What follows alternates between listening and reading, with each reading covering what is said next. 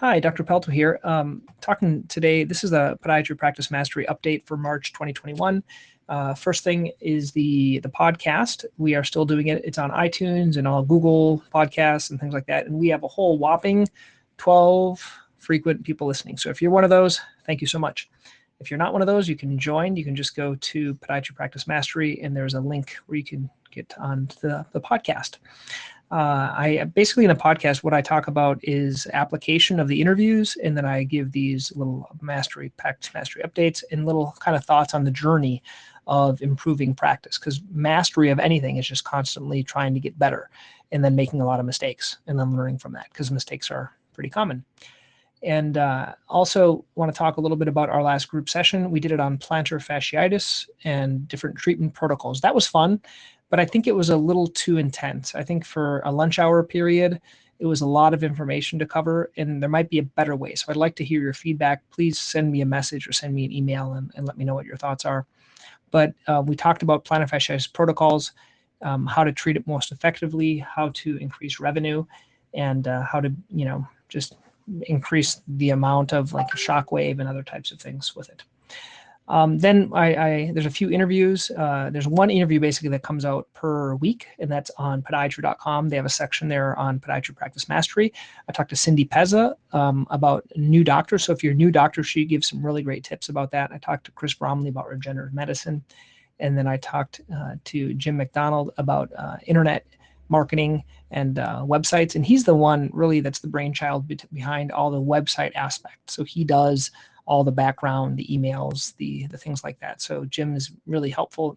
And so we talk a little more, go deeper. And then finally, we talked to Paul Holbrow, and he is a physical therapist in the UK and does a lot of shockwave, both radial and focused. And we have both of those in our office, so he gives a lot of really great tips.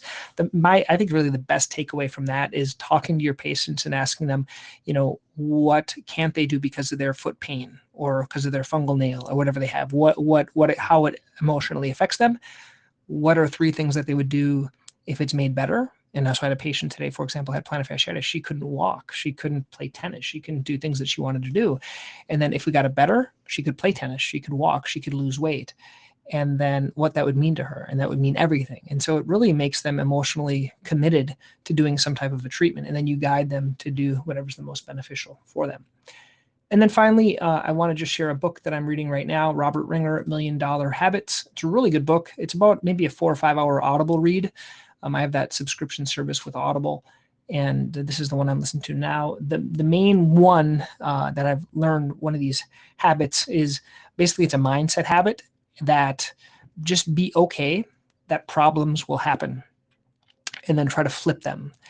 This is something I talk a lot about, is flipping bad things. So bad things, if you think that bad things are going to happen and flip them, it's a lot easier than thinking that everything is going to go smooth. Everything won't go smooth ever.